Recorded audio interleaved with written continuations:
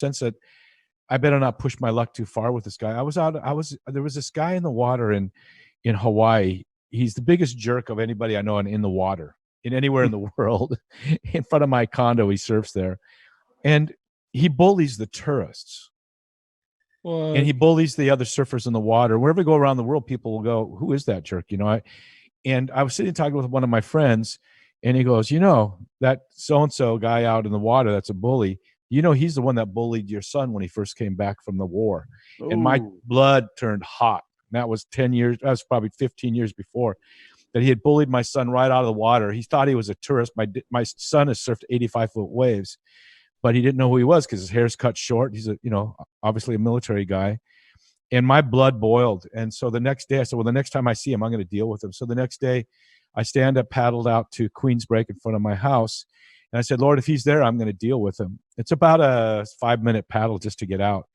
And I got there, and there he was. And I said, this guy has humiliated so many people, bullied so many people, that I'm going to deal with him. So I got out into the lineup, and I said, hey, everybody, I yelled really loud. There's a world-famous surfer here. He's the most famous jerk in all of the world. I used a more stronger word.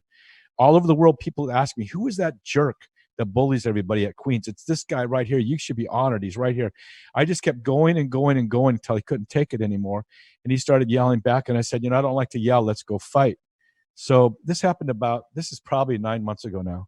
So as we go to paddle towards the beach, I have to keep provoking him to make sure he's going to keep coming into the beach.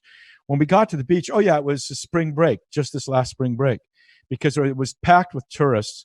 And I yelled as we got into about 4 feet of water, which is deep enough where you really can't fight, right, at that depth of water. And I yelled to the whole beach, hey, everybody, there's a world famous surfer here. He's the biggest jerk. People all over the world ask me. He bullies all the tourists. He's right here. This is a great moment. You get to see this guy. He did not know what to do with himself.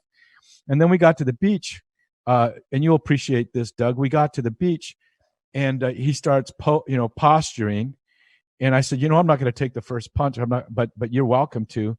And eventually he got his chest right up against me. It's so funny because I tell you what, I'd had a cigar earlier that day, and I was in heavy ketosis, which when you're on a ketogenic diet, your breath is so bad.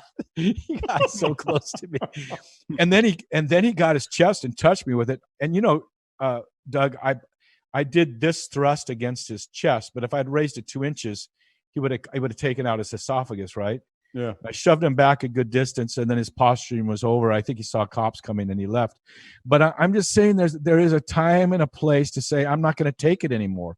And you notice I didn't do anything violent with him. I allowed him to do it. If he wanted to start something, he could.